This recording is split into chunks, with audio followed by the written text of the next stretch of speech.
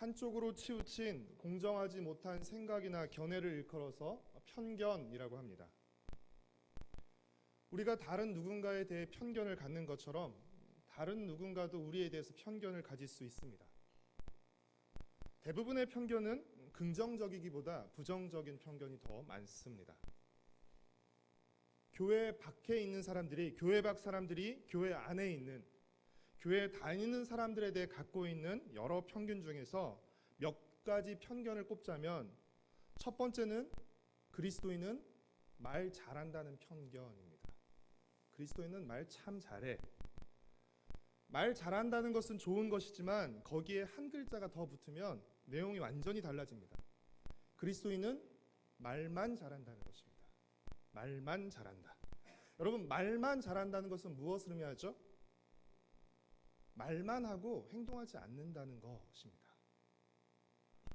두 번째는 그리스도인은 깍쟁이라는 편견입니다. 그리스도인은 얌체라는 편견입니다. 이 두 번째 편견은 첫 번째 편견과도 연결되는데, 말로는 마치 간이라도 내어줄 것처럼 하지만 정작 손에는 이만큼도, 손톱만큼도 보지 않으려 한다는 것입니다.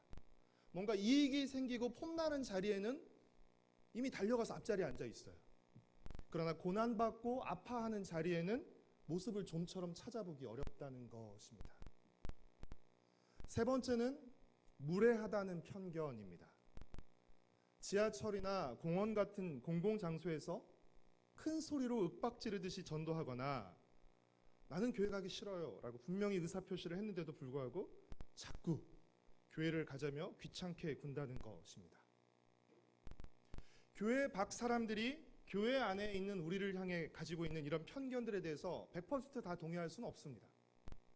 그러나 이런 편견이 아주 근거 없이 생긴 것이 아니라 우리가 교회 밖 사람들에게 보여줬던 모습들이 모이고 쌓여서 생긴 것이라는 사실은 인정하지 않을 수 없습니다. 오늘 본문에서도 그리스도인에 대해 갖고 있는 두 가지 편견이 등장합니다. 첫 번째 편견은 무엇이냐면 세상을 소란스럽게 만드는 사람들이라는 편견입니다.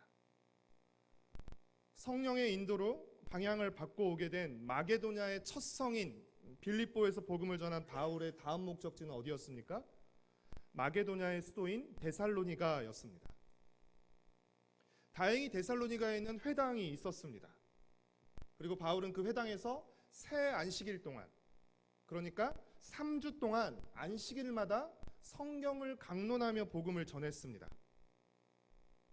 3주 동안 전한 이 복음을 듣고 경건한 헬라인의 큰 무리와 적지 않은 귀부인이 복음을 믿었습니다.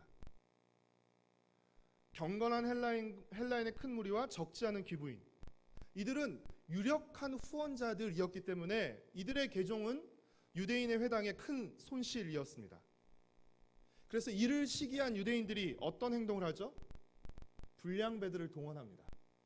그래서 바울과 실라를 붙잡아서 법정에 세우려 했습니다. 우리 17장 5절과 6절 말씀을 다시 한번 읽겠습니다.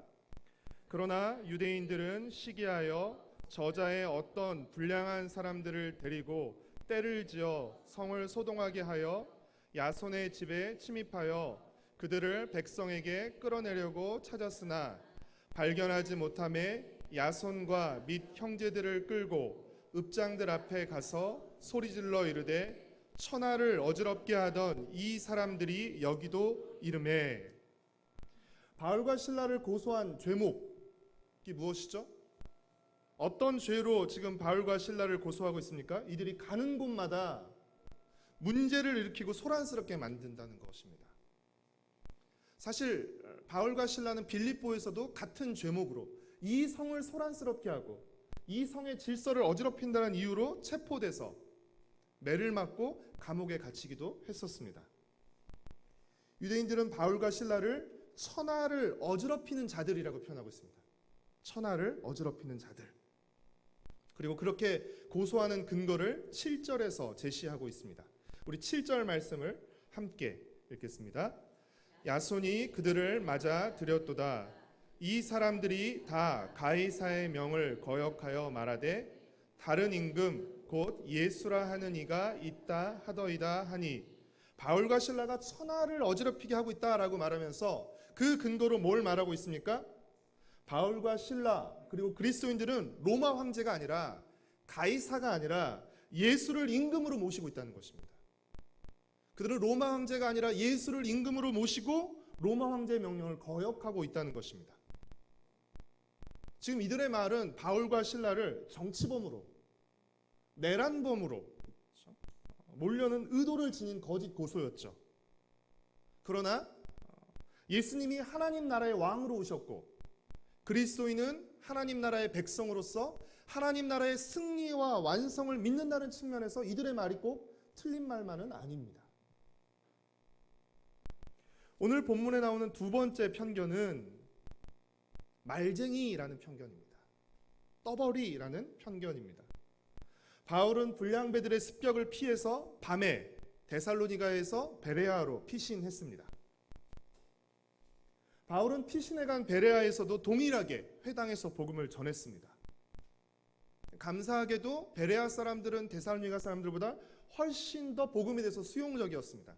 개방적이고 열린 마음으로 말씀을 받아들였습니다. 그런데 이 열심히 특심인 데살로니가 유대인들이 베레아까지 뒤쫓아온 것이에요. 도망간 바울이 베레아에서도 복음을 전하고 베레아 사람들이 복음을 듣고 믿고 있다는 이야기를 듣고 가만히 있을 수 없다. 그래서 베레아까지 쫓아가서 소란을 일으켰습니다. 그러자 베레아의 형제들은 바울을 배에 태워서 멀리 아덴으로 보냈습니다. 아덴은 지금의 아테네입니다. 그래서 베레아로부터 약 320km나 떨어진 아주 먼 곳이었습니다. 갑작스러운 불량배들의 습격 그리고 또 베레아 데살로니가에 선 유대인들의 소란으로 인해서 갑자기 바울과 신라가 헤어지게 돼서 먼저 바울만 급하게 아덴으로 간 것입니다. 뜻하지 않게 신라와 헤어져서 아덴에 도착한 바울, 그 바울의 눈에 가장 먼저 들어왔던 것은 무엇이었을까요? 혹시 그리스 아테네에 갔다 오신 분 계신가요? 부럽습니다.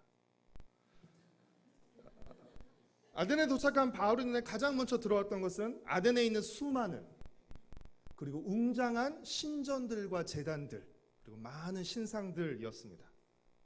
여러분, 이 아덴이라는 이름도 사실은 여신 아테네의 이름에서 비롯된 것이었습니다. 이 아덴이라는 도시 자체가 하나의 거대한 제단이라고 할 수 있을 만큼 이 도시 자체가 신전이라고 할 만큼 아덴에는 많은 신상과 신전 그리고 제단들이 있었습니다. 제가 설교 준비를 하면서 읽은 책에는 아덴을 어떤 도시로 표현하고 있냐면 우상들에 잠긴 도시라고 표현하고 있었습니다. 그만큼 아덴은 우상으로 가득한 도시였습니다. 저는 아직 아테네에 가보지 않았지만 바울은 그 웅장한 신전과 많은 신상을 보면서 와, 멋있다, 끝내주는데? 라고 감탄한 것이 아니라 그 도시에 가득한 우상을 보면서 거룩한 분노를 느꼈습니다. 16절 말씀을 함께 읽겠습니다. 바울이 아덴에서 그들을 기다리다가 그 성에 우상이 가득한 것을 보고 마음에 격분하여. 바울은 아덴에서 다른 곳에서와 같이 회당에서 복음을 전했습니다. 그렇죠? 여러분, 이제 우리가 바울의 선교행을 살펴보면서 바울의 기본적인 전략을 여러분 이해하시죠? 가는 곳에 회당이 있으면 회당을 거점 삼아서, 회당을 교두보로 삼아서 복음을 전합니다. 다행히 아덴에는 회당이 있었어요. 그래서 회당에서 복음을 전했습니다. 그러나 아덴에서는 다른 곳에서와는 달리 장터에서도 복음을 전했습니다. 17절과 18절 말씀을 함께 읽겠습니다. 회당에서는 유대인과 경건한 사람들과 또 장터에서는 날마다 만나는 사람들과 변론하니 어떤 에피쿠로스와 스토아 철학자들도 바울과 쟁론할세 어떤 사람은 이르되 이 말쟁이가 무슨 말을 하고자 하느냐 하고 어떤 사람은 이르되 이방신들을 전하는 사람인가 보다 하니 이는 바울이 예수와 부활을 전하기 때문이로라. 여기서 장터는 시장 또는 광장이라고도 할 수 있습니다. 바울은 회당과 장터를 가리지 않고 사람들을 만나서 복음을 전했습니다. 그러나 장소에 따라서, 만나는 사람들에 따라서, 만나는 대상에 따라서 복음을 전하는 방법과 메시지는 달랐습니다. 회당에서 유대인들에게 복음을 전할 때는 어떤 방법을 사용했죠? 성경 해석을 통해서. 성경 해석을 통해서 바로 구약 성경에 예언된 그 메시아가 바로 예수 그리스도다라고 설명했죠. 성경 해석을 통한 설명과 토론이라는 방법을 통해서 복음을 전했습니다. 그에 반해 광장에서 헬라인들에게, 특별히 에피쿠로스와 스토아 철학자들을 만날 때는 어떤 방법을 사용했습니까? 일반적인 종교성과 철학을 사용해서, 철학의 사상을 통해서 변증과 논쟁이라는 방법을 사용해서 복음을 전했습니다. 아덴 사람들은 바울에 대해서 말쟁이라고 표현하고 있는데요. 이 말쟁이라는 표현은 사실 굉장히 경멸적인 표현입니다. 새가 이렇게 여기저기 떨어진 모이를 이렇게 움직이면서 집어먹는 것처럼 여기저기서 주워들은 지식을 떠벌리면서 말하고 다니는 사람을 말쟁이라고 불렀는데, 지금 바울을 그 말쟁이라고 부르고 있는 것이죠. 예전에 학교 다닐 때 윤리 시간에 들어봤던 에피쿠로스 학파, 스토아 학파가 여기 등장합니다. 그래서 공부를 열심히 해야 되는 것이죠. 제가 설교를 준비하면서 에피쿠로스 학파와 스토아 학파의 비교 도표가 떴어요. 쉽게 말하면 에피쿠로스 학파는 감각을 중시하는 쾌락주의고, 스토아 학파는 이성을 중시하는 금욕주의라고 할 수 있습니다. 이 두 학파는 모두 행복을 추구하는 목적은 똑같으나 정반대의 사상을 지녔던 것이죠. 이 두 학파의 철학자들이 보기에 바울이 전하는 복음은 완전히 새로운 주장처럼 들렸습니다. 그리고 십자가에서 죽고 부활하신 예수님은 새로운 신에 대한 이야기처럼 들렸습니다. 그래서 새로운 지식과 정보, 사상에 대해서 호기심이 많았던 아덴 사람들은 바울을 법정이나 의회 역할을 했던 아레오바고로 데려가서 이야기를 좀 더 자세히 들려달라고 요청했습니다. 뭔가 이 사람이 새로운 걸 말하는 것 같아요. 지금까지 우리가 들어보지 못한 새로운 이야기를 하고 있으니까 이 사람을 아레오바고로 데려가서 좀 더 자세하게, 좀 더 많이 이야기를 들려달라고 요청했습니다. 우리 19절부터 21절까지 말씀을 함께 읽겠습니다. 그를 붙들어 아레오바고로 가며 말하기를, 내가 말하는 이 새로운 가르침이 무엇인지 우리가 알 수 있겠느냐? 내가 어떤 이상한 것을 우리 귀에 들려주니 그 무슨 뜻인지 알고자 하노라 하니, 모든 아덴 사람들과 거기서 나그네 된 외국인들이 가장 새로운 것을 말하고 듣는 것 이외에는 달리 시간을 쓰지 않음이더라. 여러분, 이 같은 아덴 사람들의 요청은 바울에게는 찬스였죠. 공개적으로 복음을 전할 수 있는 찬스였던 것이죠. 그래서 바울은 이 아레오바고, 일종의 의회에서 이제 복음을 전합니다. 그런데 특이하게도 바울은 아레오바고에서 복음을 전할 때 성경을 언급하지 않습니다. 17장 16절부터 31절까지 아레오바고에서 복음을 전하는 내용이 나오는데 특이하게도 성경을 언급하지 않습니다. 여러분, 그 이유는 무엇 때문일까요?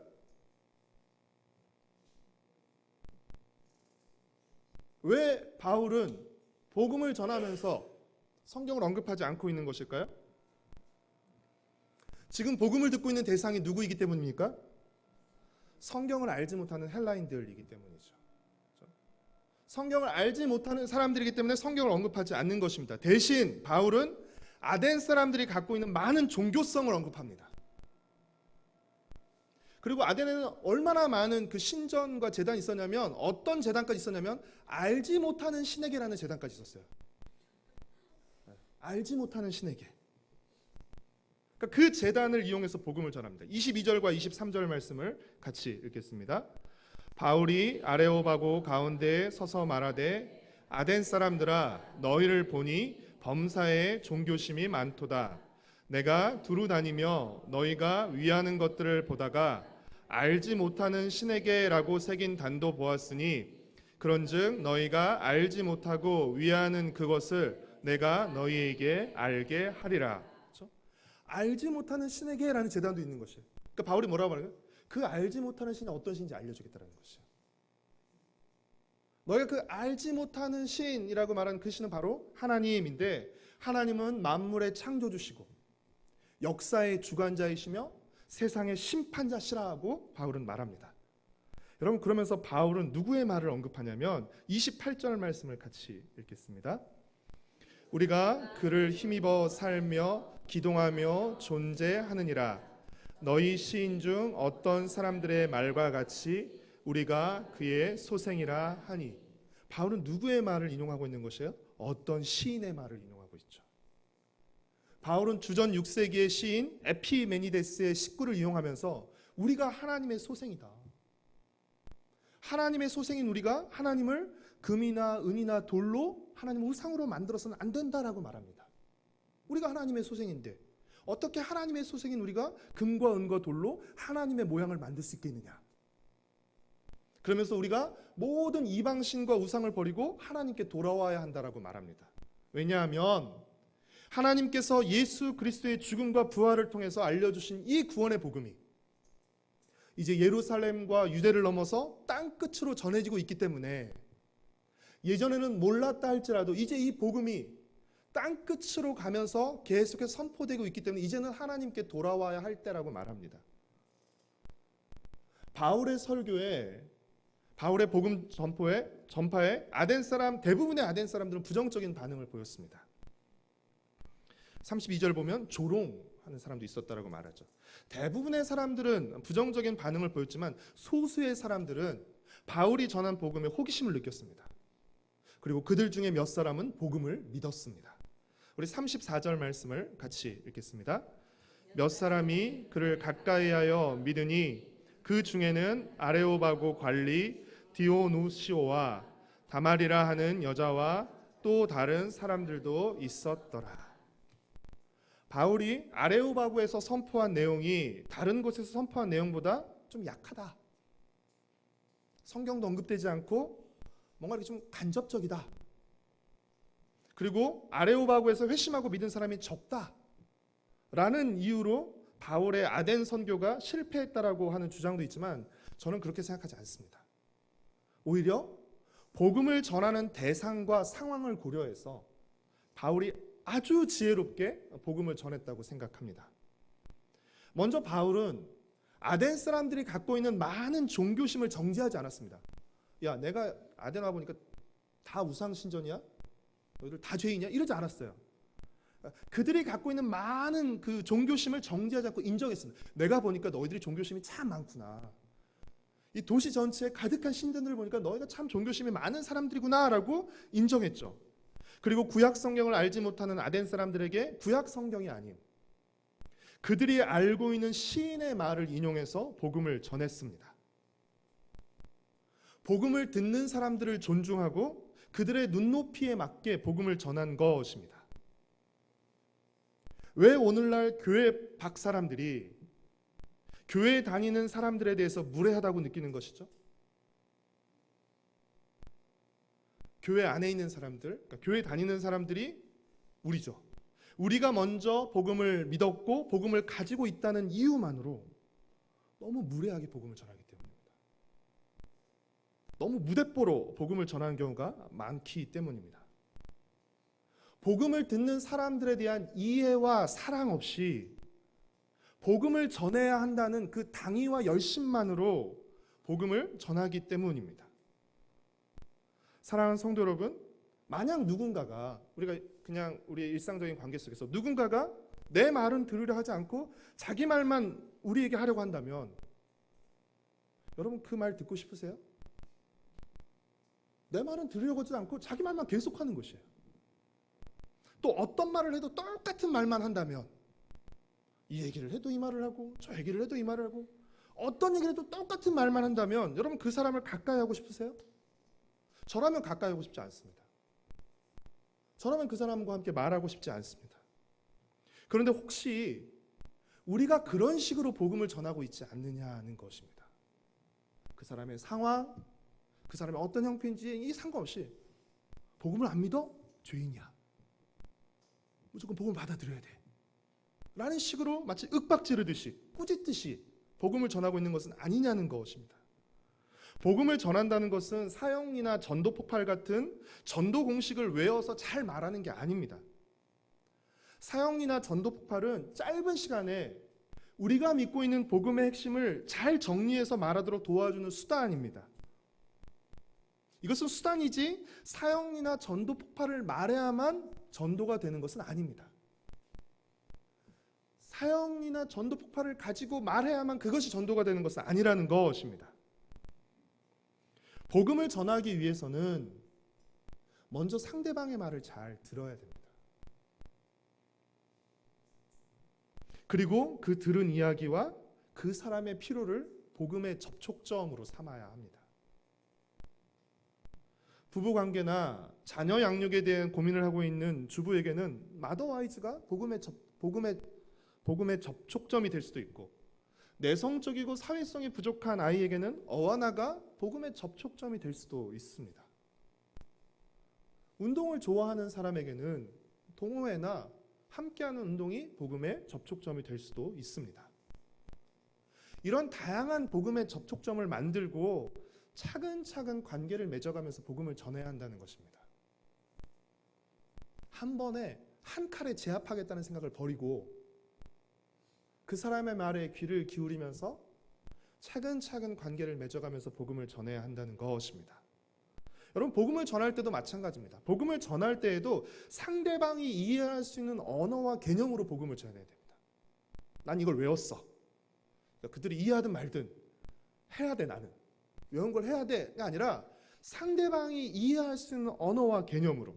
여러분, 교회 생활을 오래 하게 되면요, 알게 모르게 교회 용어와 종교적인 표현에 익숙해지게 됩니다. 알게 모르게 우리는 익숙해져요. 처음 교회에 온 사람에게는 그런 표현이 굉장히 생소한 표현입니다. 어색한 표현이죠. 우리에겐 익숙하지만 교회 밖 사람들에게는 생소하고 낯선 언어와 표현일 수 있습니다. 그래서 우리는 종교적인 언어나 표현이 아니라 교회 밖 사람들의 일상적인 언어와 표현으로 복음의 내용을 전달하는 그 노력과 훈련이 필요합니다. 아주 일상적인 언어로, 아주 자연스러운 언어로, 바울의 경우를 빌자면 시장의 언어로, 장터에서 시장의 언어로, 그렇죠? 학자들과 논쟁할 때는 학자의 언어로, 그렇죠? 장사꾼에게 복음을 전할 때는 상인의 언어로. 바울은 회당에서뿐 아니라 장터에서도 복음을 전했는데, 바울이 회당에서 사용했던 언어와 표현은 장터에서 사용했던 언어와 표현과는 틀림없이 달랐을 것입니다. 다른 복음을 전했다는 것이 아니에요. 복음은 같은 메시지지만 그것을 전달하는 언어와 표현이 달랐다는 것입니다. 바울이 시인의 말을 인용해서 아덴 사람들에게 복음을 전했던 것처럼 우리는 전도지나 사형리뿐 아니라, 그렇죠? 그림책을 통해서도 전도할 수 있어야 됩니다. 소설을 통해서도 전도할 수 있어야 됩니다. 그러니까 전도를 꼭 교회에 붙잡아서 교회 밖 짐승처럼 떠도는 그 사람들을 붙잡아 와서 교회 안에 뚫고 들어오는 그것이 전도가 아니라 그 사람들에게 하나님에 대해서 들려주는 것이죠. 소설을 통해서, 영화를 통해서, 노래를 통해서 하나님에 대해서 들려주는 것입니다. 복음을 말할 수 있어야 됩니다. 여러분, 그러려면 우리에게 무엇이 필요하죠? 꼭 성경, 전도지, 사용리, 제가 그것을 사용하지 말자는 얘기가 아니에요. 사용하지만 그것 외에도 우리가 다양한 것으로 하나님에 대해서 들려주고 복음에 대해서 말해줄 수 있으려면 우리에게 상식과 교양이 풍부해야 됩니다. 사랑하는 성도 여러분, 우리가 전하는 복음의 내용은 한마디로 초상식적인 내용이에요. 상식을 뛰어넘는 하나님의 아들이 우리와 같은 몸을 입고 오시고, 그렇죠? 불의한 우리를 위해서 대신 죽으시고 다시 살아나심으로써 부활 생명을 우리에게 허락하시고, 그래서 우리를 의롭다 여겨주시고 하나님의 백성으로 삼아서 하나님과 화목하게 된 자로 하나님의 영광에 이르게 될 소망을 가지고 살아가게 한다는 이 복음의 내용은요, 상식을 뛰어넘는 내용입니다. 그렇죠? 신들이 자기를 위해서 사람을 죽이지 어떻게 신이 사람을 위해서 자기가 죽겠어요? 그러니까 우리가 전하는 복음의 내용은 상식을 뛰어넘는 초상식적인 것이지만 복음을 전달하는 우리의 방식은 지극히 상식적이어야 됩니다. 우리가 전하는 복음의 내용이 초상식적이라고 해서 막 초상식적인 방법으로 복음을 전하면 안 됩니다. 상식을 무시하는, 그렇죠? 이런 방법으로 복음을 전해서 안 됩니다. 여러분, 상식을 다른 말로 표현하면 뭐죠? 네 글자로 표현하면 창조 질서입니다. 상식은 창조 질서예요. 여러분, 창조 질서는 누가 세우신 질서죠? 하나님이 세우신 질서입니다. 여러분, 따라서 상식을 무시하는 것은 그 질서를 세우신 하나님을 무시하는 것과 같아요. 하나님이 때로는 하나님의 뜻을 이루기 위해서, 그렇죠? 자연 질서를 넘어서서 역사를 하시죠. 그러나 그 자연 질서 자체를 무시하거나 위반하지 않으셨어요. 그건 하나님의 뜻 가운데서 하나님이 개입하시는 것을 보여주시는 것이죠. 우리는 무례함과 몰상식이 아닌 교양과 상식으로 복음을 전해야 됩니다. 물론 기본적인 전제는 믿음과 성령의 도우심입니다. 그럼 내가 교양과 상식으로 이렇게 무장해서 복음을 전하면 다 받아들이는 건 아니죠. 그렇죠? 성령께서 듣는 그 사람의 마음을 움직이시고 열어주셔서, 루디아의 마음을 열어주셔서 빌립보에서 루디아가 복음을 받아들였던 것처럼 성령의 마음을 움직여 주셔야죠. 그러나 우리는 교회 밖 사람들에게 뭘로 다가가겠어요? 교회 밖 사람들에게 성령으로 다가가는 것이 아니라 교회 밖 사람들에게 상식과 교양으로 다가가야 되는 것이죠. 사랑하는 성도 여러분, 바울이 회당에서뿐 아니라 장터에서도 만나는 사람들에게 복음을 전한 것처럼 우리도 우리가 살아가는 다양한 곳에서 만나는 다양한 사람들에게 복음을 전하는 사람이 되어야 합니다. 다양한 장소에서 다양한 사람들에게 복음을 전하기 위해서는 먼저 우리가 말이 통하는 사람이 되어야 됩니다. 말이 통하는 사람. 우리가 말이 통하는 사람이 돼야 다른 사람이 우리에게 말합니다. 저 사람 도저히 말 안 통해. 말 안 합니다. 말 안 하고 내 말도 들어주려 하지 않아요. 우리가 말이 통하는 사람이 되어야 돼요. 그래야 그 사람이 내게 말하고, 그렇죠? 내가 그 사람에게 말하면서 복음을 말할 수 있는 것입니다. 내가 말이 통하는 사람이어야 우리가 그들에게도 하는 말이 통하게 되는 것이죠. 설교를 시작할 때 말씀드렸던 것처럼 교회 밖 사람들이 교회 다니는 우리에게 가지고 있는 부정적인 편견이 있습니다. 그러나 이 편견은 어떤 그리스도인을 만나느냐에 따라서 더 강화될 수도 있고 약화되거나 없어질 수도 있습니다. 그렇지 않은 그리스도인을 만날 때, 편견과 다른 그리스도인을 만날 때 그 편견은 바뀌거나 사라지게 될 것입니다. 저는 우리 한 사람 한 사람이 그리스도인에서 갖고 있는, 교회 밖 사람들이 그리스도인에서 갖고 있는 잘못된 편견을 바꾸고 좋은 인상을 심어주는 한 사람의 그리스도인이 되기를 바랍니다. 그리고 이런 좋은 인상들이 하나 둘씩 더 쌓여갈 때마다 이 사람뿐 아니라 저 사람 만났는데도 그 사람도 그렇네? 또 다른 사람 만났는데 또 그 사람도 그렇네? 그래서 좋은 인상들이 하나 둘씩 쌓일 때 그리스도인에 대한 편견이 바뀌는 거죠. 그리스도인은 말도 참 잘하는 사람이야. 말 참 예쁘게 하는 사람이야. 자기 말에 대해서 책임을 지키는 사람이야. 그리스도인은 참 넉넉한 사람이야. 참 따뜻한 사람이야. 참 인심 좋고 예의 있는 사람이야. 참 배려심이 많은 사람이야라는 좋은 편견, 새로운 편견을 갖게 되는 것입니다. 사랑하는 성도 여러분, 우리가 잘 통하는 사람이 되어야 합니다. 우리가 잘 통하는 사람이 되어야 우리가 믿고 전하고자 하는 복음도 잘 통할 수 있습니다. 우리의 역할이 참 중요하죠. 그러니 자기 말만 하는 사람이 아니라 상대방의 말을 잘 들어주는 사람이 되십시오. 어떻게 보면 이렇게 말을 들어주면서 내가 할 말을 이제 카운팅, 이렇게 적금하는 거죠. 그렇죠? 다른 사람의 말을 잘 들어주는 사람이 되십시오. 말이 안 통하는 사람이 아니라 말이 잘 통하는 사람이 되어 주십시오. 누구랑 얘기하면 참 좋아. 말이 참 잘 통해. 그래서 더 많은 이들에게 복음을 말해주고 복음이 통하게 하는 복된 말쟁이들, 복된 가정과 복된 교회 공동체를 이루게 되기를 축복하고 소망합니다. 우리 함께 우리 보좌 앞에 모였네 함께 찬양하시고 기도하도록 하겠습니다.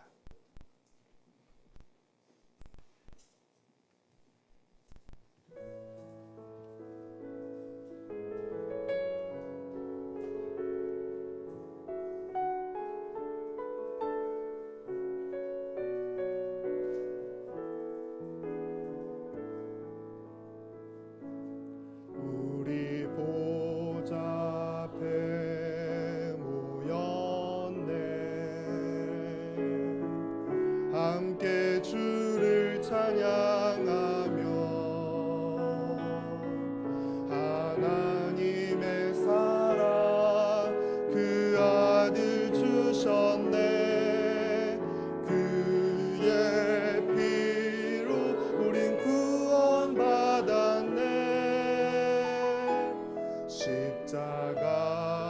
땅에서 쏟으신 그 사랑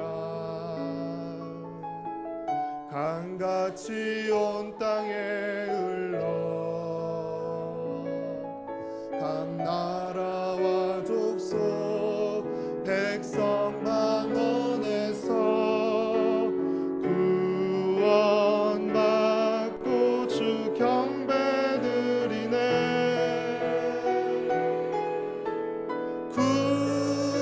구원하심이 보좌에 앉으신 우리 하나님과 어린 양께 있도다. 구원하심이 보좌에 앉으신 우리 하나님과 우리 오른손을 들고 구원하심이 보좌에 앉으신 구원하심이 보좌에 앉으신 우리 하나님과 어린 양께 있도다. 구원하심이 보좌에 앉으신 우리 하나님과 어린 양께 있도다. 우리 함께 같이 기도하시겠습니다. 먼저는 하나님 말씀이 잘 통하는 사람이 될 수 있게 달라고 기도합시다.